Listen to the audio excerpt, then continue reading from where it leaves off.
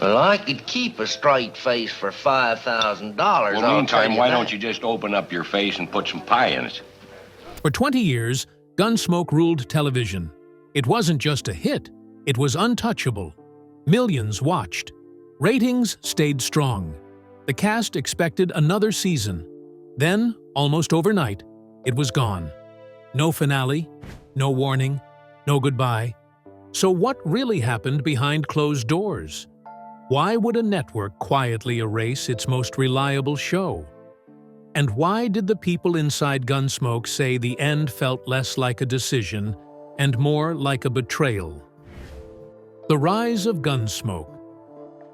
When people talk about the greatest television westerns ever made, one title almost always comes first.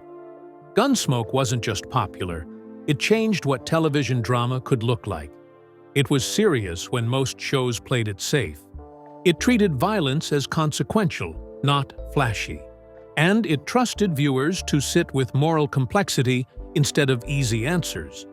That's why what happened to Gunsmoke still surprises people today.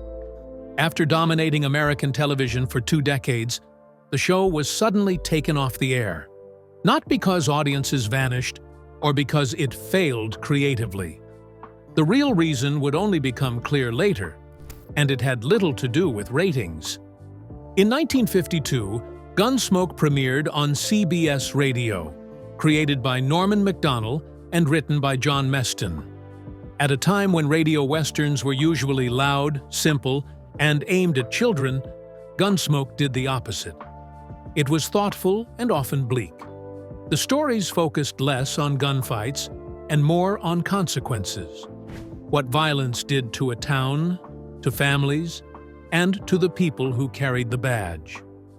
The lead character, Marshal Matt Dillon, was voiced on radio by William Conrad, whose deep, authoritative voice gave the character weight and restraint.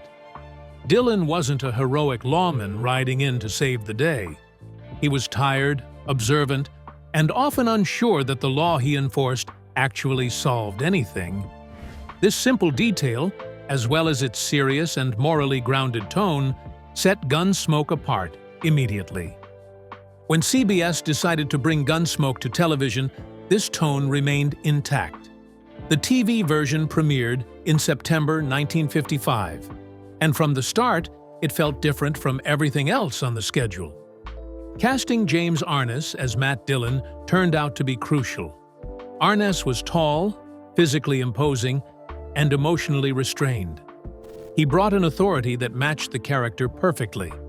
He would stay in the role for the entire television run, from 1955 to 1975, becoming one of the most recognizable faces in American television. Dennis Weaver played Chester Good, Dillon's deputy, not as a fearless sidekick, but as a decent man who sometimes struggled under pressure.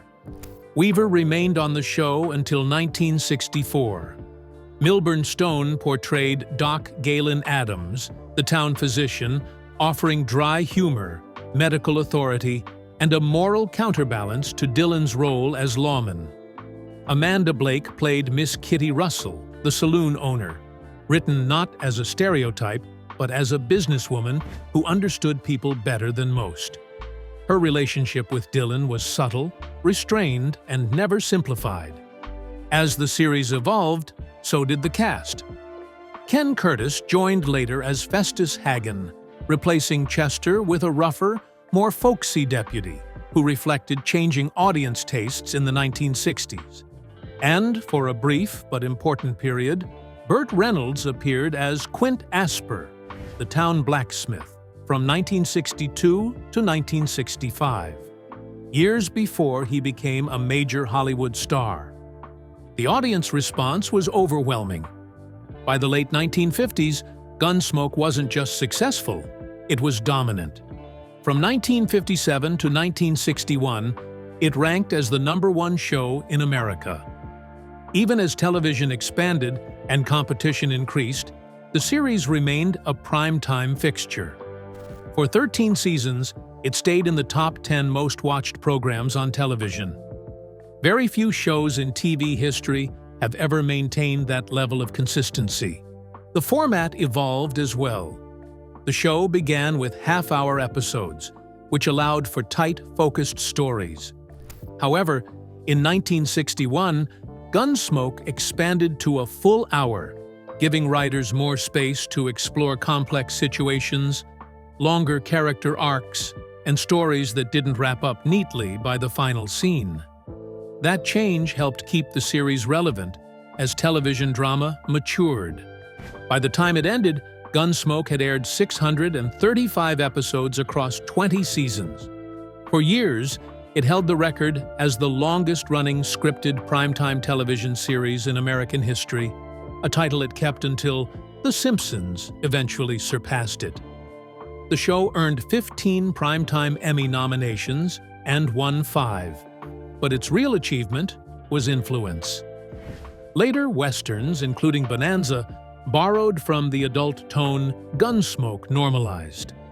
By the early 1970s, Gunsmoke wasn't fading. It still had strong ratings, a loyal audience, and a cast that understood the show better than anyone else on television. Which is exactly why what happened next caught nearly everyone off guard. Because while Gunsmoke looked stable on screen, behind the scenes, pressure was building, network priorities were changing, creative tensions were growing, and forces far removed from Dodge City were already deciding the show's fate.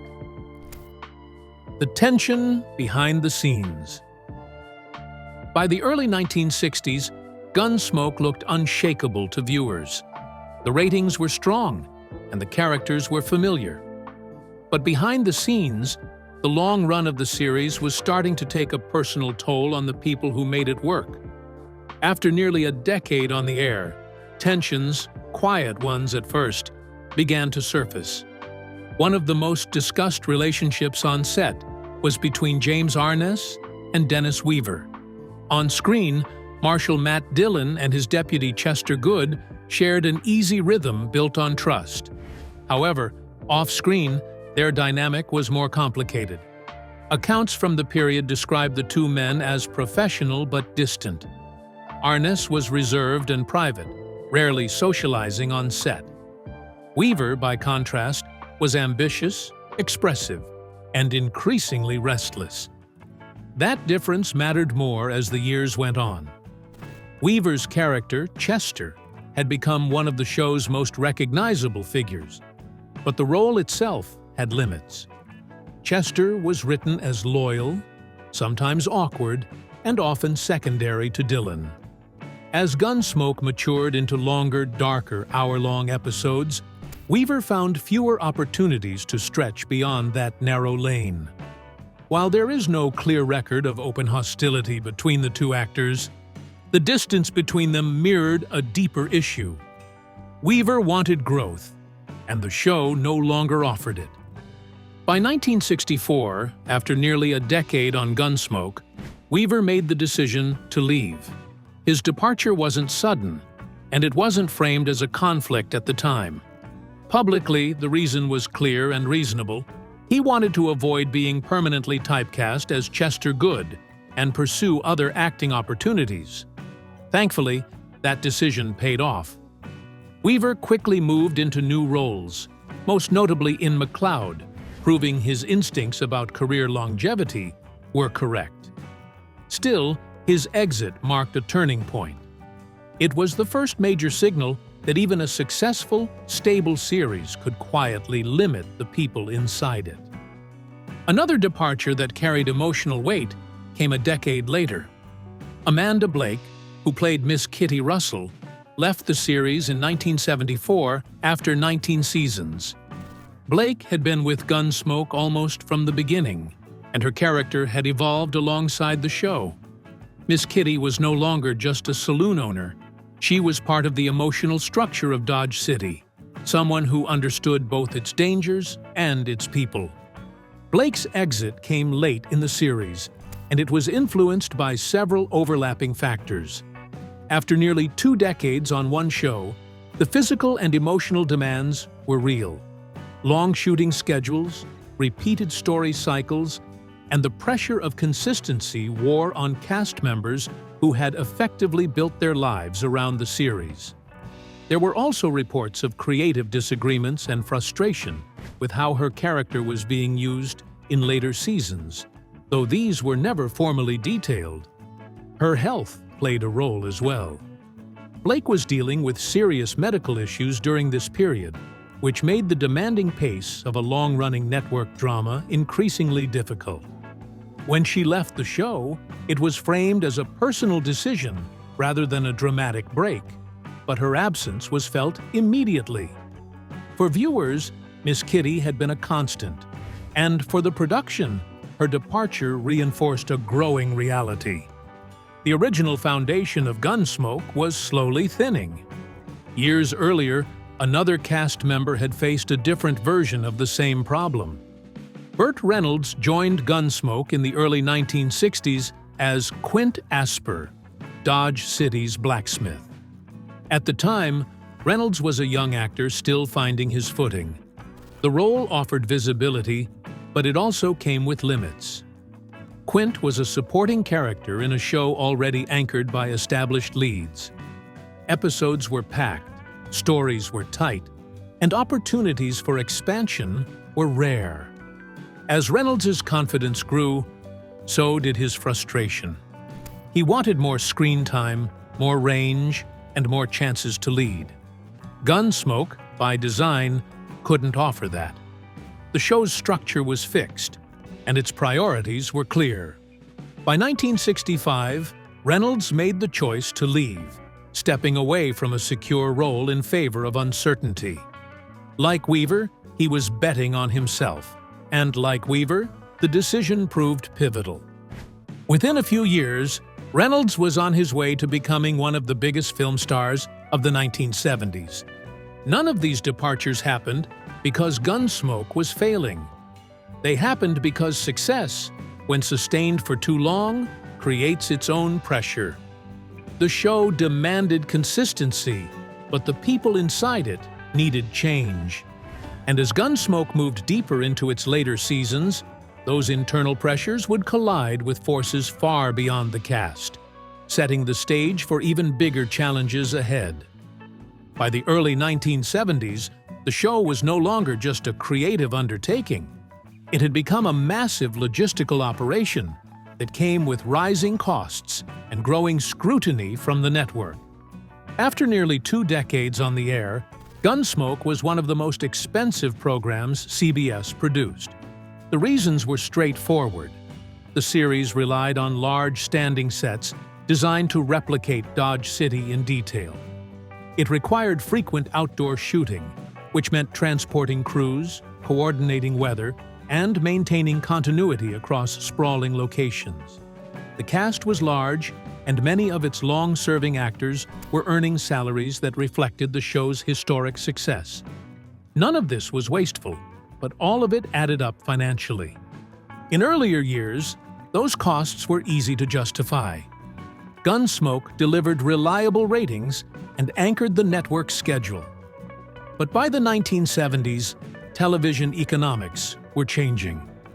Advertisers were no longer satisfied with raw viewership numbers alone. They wanted younger audiences, viewers with disposable income who were seen as more responsive to commercials. Gunsmoke still attracted millions of viewers, but its audience skewed older, and that made executives increasingly uneasy. Scheduling decisions began to reflect that shift. In 1975, CBS moved Gunsmoke to a new time slot. For a show that had spent years building audience habits around consistent scheduling, the move was disruptive. Longtime viewers didn't always follow it to the new slot, and ratings suffered as a result. From the producer's perspective, the change felt abrupt and unnecessary. But from the network's perspective, it was part of a broader strategy to reshuffle programming. That tension exposed a deeper divide. The people producing Gunsmoke were focused on maintaining quality and continuity, while CBS executives were focused on redefining the network's image. By the early 1970s, CBS had begun what would later be known as the Rural Purge, a deliberate effort to move away from shows set in rural or historical environments and toward modern, urban stories. This wasn't about storytelling failure. It was about branding. Executives believed the future of television lay in contemporary settings that reflected social change, generational conflict, and urban life. Shows like All in the Family embodied that shift. They were topical, confrontational, and designed to spark conversation. Compared to that new direction, even a respected series like Gunsmoke was increasingly labeled as old-fashioned. Internally, the message was clear. Longevity was no longer an asset. In fact, it was becoming a liability. A show that had defined television for 20 years was now competing not just with other programs, but with an entirely new philosophy about what television should be. For the Gunsmoke production team, this created a difficult position. They were being asked to sustain a complex, expensive show while operating in a network environment that had already moved on emotionally and strategically. The series was still performing well by traditional measures, but those measures were losing influence. What made the situation especially frustrating was that these decisions weren't being driven by collapse or scandal. They were driven by shifting priorities at the executive level, priorities that had little to do with Dodge City or the people who had built it episode by episode. As these pressures mounted, the cast felt the impact as well. Careers that had been defined by Gunsmoke were now entering uncertain territory. Some actors thrived after leaving the show. Others struggled to escape its shadow. And for many viewers, the end of Gunsmoke didn't just close a chapter in television history, it marked the beginning of a long, complicated aftermath for the people who had lived inside that world for 20 years. Cast struggles and how they ended up. For the actors most closely associated with Gunsmoke, the end of the series didn't feel like a clean finale. It felt more like a quiet separation from a world they had lived in for decades. Fame brought stability, but it also came with personal costs that followed many of them long after the cameras stopped rolling.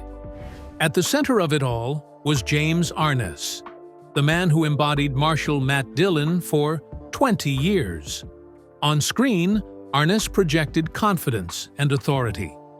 Off-screen, he struggled with shyness and self-doubt, especially early in his career. Acting did not come naturally to him in social settings, and he was never comfortable with celebrity culture. Those challenges were compounded by his experiences before Hollywood. Arness served in World War II and was seriously wounded during combat. The injury left him with lifelong leg pain, something he managed privately while continuing to perform demanding physical work on Gunsmoke for years. Viewers never saw that struggle, but it shaped how Arness lived and worked, contributing to his preference for a quiet, withdrawn personal life. As the show made him one of the most recognizable faces in America, Arness deliberately avoided the Hollywood social scene. He rarely attended parties, gave few interviews, and spent much of his time away from Los Angeles when not filming. Fame, for him, was a job requirement, not a lifestyle. The most devastating moment of his life came in 1975, the same year Gunsmoke ended. His daughter, Jenny Lee Arness, died after struggling with mental health challenges and personal heartbreak. The loss deeply affected him and reinforced his already private nature. Friends and colleagues later noted that Arness withdrew even further from public life after her death.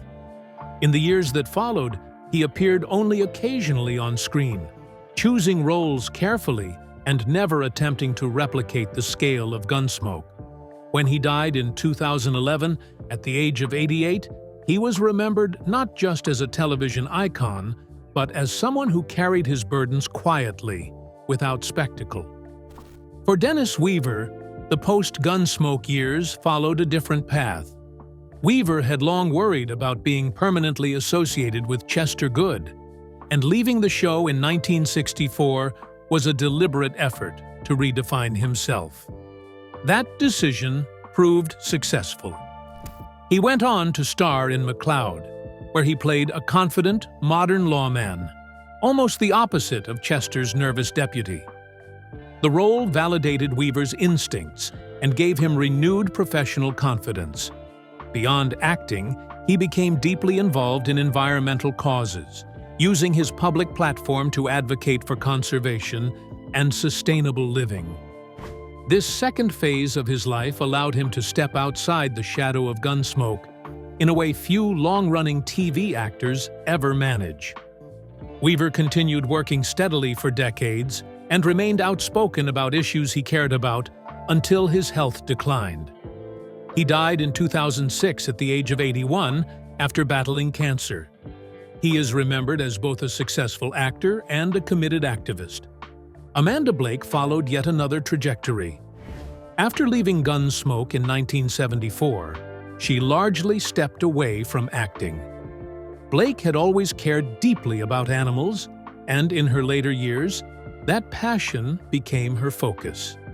She played a key role in helping establish the Arizona Animal Welfare League, dedicating her time and resources to animal protection and rescue efforts. Her post-Gunsmoke life was quieter, removed from the industry that had defined her public image. While she occasionally appeared at fan events, she showed little interest in returning to television full-time. Sadly, health challenges eventually took center stage, and in 1989, Blake died at the age of 60 from complications related to acquired immunodeficiency syndrome.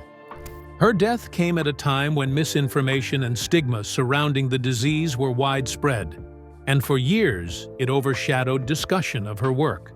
Today, she is increasingly remembered for both her long-standing role as Miss Kitty Russell and her commitment to animal welfare in her final years. Another pillar of Gunsmoke was Milburn Stone, whose portrayal of Doc Galen Adams gave the series much of its emotional balance. Doc wasn't just the town physician, he was a moral anchor, a voice of reason, and often the only person willing to challenge Matt Dillon without raising his voice. Stone brought warmth and quiet authority to the role, making Doc Adams feel essential rather than supporting. Behind the scenes, however, Stone's later years on the show were marked by serious health challenges. In the early 1970s, he suffered a heart attack that forced production to adjust schedules and storylines around his recovery. His appearances were reduced for a time, and the physical demands of long shooting days became harder to sustain. Unlike younger cast members who left to chase new opportunities, Stone stayed as long as he could, committed to the role and the stability the show provided. When Gunsmoke ended in 1975, Stone retired from acting entirely. After decades in the industry and 20 years as Doc Adams, he chose a quiet life away from the spotlight. He died in 1980 at the age of 75, remembered by fans as one of the most humane and steady presences the series ever had. Ken Curtis experienced Gunsmoke differently.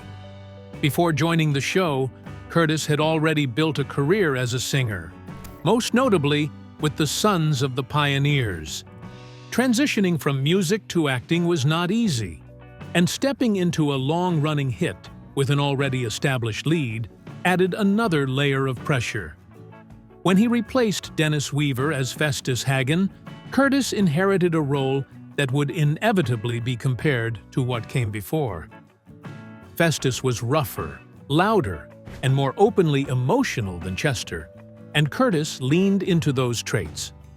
Over time, the character became popular in his own right, but Curtis never escaped the reality that Gunsmoke remained centered on Matt Dillon.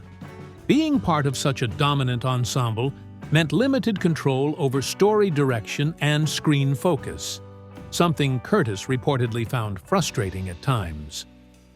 After Gunsmoke ended, Curtis continued acting in westerns and television films, often returning to familiar territory.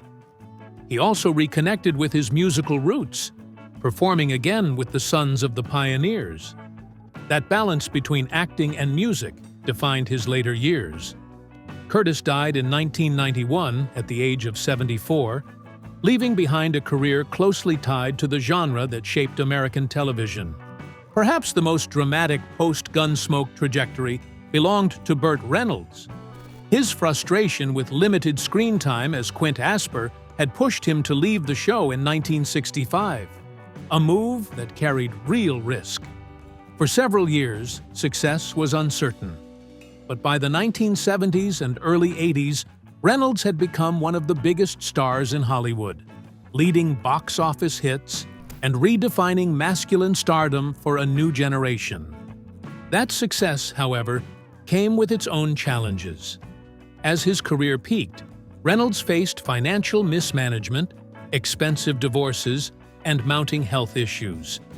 Injuries from performing stunts, combined with later medical complications, gradually slowed him down. By the time public interest shifted, the industry that once embraced him had largely moved on. Reynolds remained candid in later interviews about his regrets and struggles, often reflecting on how early career decisions, including leaving Gunsmoke, had shaped both his triumphs and setbacks. He died in 2018 at the age of 82, remembered as both a charismatic superstar and a cautionary figure about the volatility of fame. For each of these actors, Gunsmoke opened doors and closed others. The show offered security, visibility, and legacy. But it also defined public perception in ways that were difficult to escape. As the years passed, their lives moved in different directions, shaped by personal loss, changing ambitions, and the reality of aging in an industry that rarely slows down. By the mid-1970s, many of the people who had built Gunsmoke were exhausted, aging, or already gone. The show itself still stood, but its foundation had changed. And while viewers often assume the series ended because of declining quality or audience interest, the real reason had far more to do with decisions made far above the cast and crew. Because the truth is, Gunsmoke wasn't canceled because it failed. It was canceled for a more surprising reason. Why Gunsmoke was canceled. By the early 1970s, Gunsmoke was no longer just a television show. It was an institution. It had survived format changes, cast departures, and shifting audience tastes. But survival did not mean safety. Behind the scenes, the television industry was undergoing a transformation that Gunsmoke, despite its success, was never designed to fit. One commonly cited explanation for the cancellation is declining ratings. It's true that by the early 70s, Westerns as a genre were losing cultural momentum. Younger viewers were gravitating toward contemporary sitcoms and urban dramas that reflected modern social tensions rather than frontier morality. Shows set in cities, dealing with generational conflict, politics, and changing family structures felt more relevant to advertisers trying to reach younger demographics. But this explanation only tells part of the story. Gunsmoke was still performing well compared to many other programs on television. Its ratings were respectable, and its audience remained loyal. What hurt the show wasn't collapse, it was comparison. CBS was no longer judging success by total viewers alone. The network wanted younger, urban audiences who were seen as more valuable. When CBS eventually moved Gunsmoke to a new time slot in 1975, just to prioritize All in the Family, the show's fate was quietly sealed. The move disrupted long-established viewing habits, and ratings dropped sharply. Instead of adjusting or reconsidering, the network interpreted the decline as confirmation that Gunsmoke had reached the end of its usefulness. This decision did not happen in isolation. During that period, CBS executives had deliberately canceled shows associated with rural settings, older audiences, or traditional genres. Programs that had been popular for years were suddenly labeled outdated. The goal was to reshape the network's identity around modern urban storytelling, even if that meant discarding long-standing hits. In that environment, Gunsmoke was vulnerable despite its legacy.